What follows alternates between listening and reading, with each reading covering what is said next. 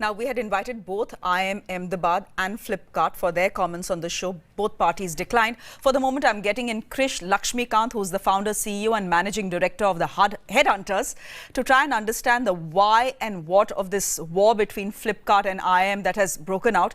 Kris, most startups in the country are struggling to meet their hiring commitments in the face of a funding crunch. We know that. We also know Flipkart is not a startup. It's a 9-year-old company, but funding has become a problem for them as well. They have posted a loss of almost 2,000 crore rupees.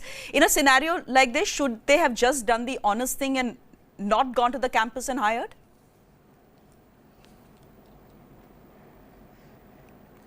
Shreya, it's a good question you're asking, but today the funding scenario is very bad.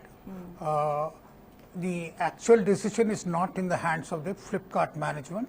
It's with the private equity shareholders of the company. Across India, the private equity companies are telling the management that you reduce your costs, reduce burn rate. And this is not the first time it is happening. It happened in 2000 when the dot-com burst happened in the US and companies withdrew offers. So it's not first time, as IIM Ahmedabad claims, it did not happen. It happened in 2008 when Lehman Brothers happened. Again, many of the campuses, we saw offers being withdrawn, and companies like Goldman Sachs, Infosys, all of them withdrew.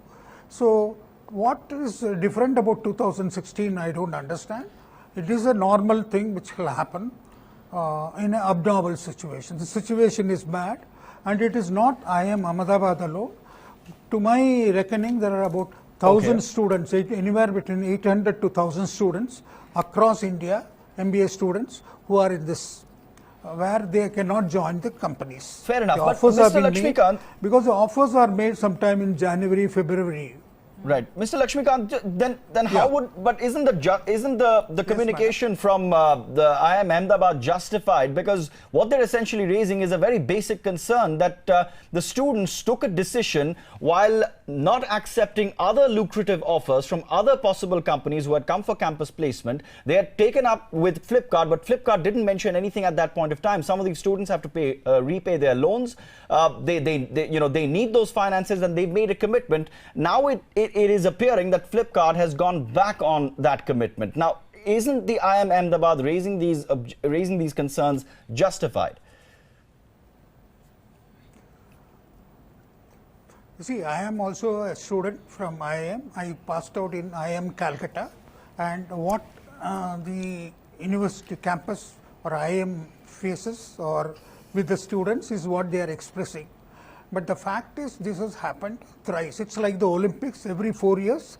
Here it is every 8 years, 2000, 2008 and 2016. This is happening. It's like the economic cycle. Nothing can be done about it.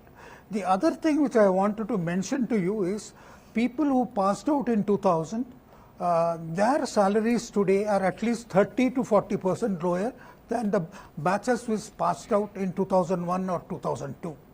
So this is something which will not have an immediate effect, not only have an immediate effect, it will continue through their career. It will continue through their career. I don't know whether I have made sense of it. Yes, you have, and you're painting a pretty gloomy picture there. Kris joining us from Bangalore, giving us some perspective on the story playing out between Flipkart and IIM. Thank you very much for joining us this evening.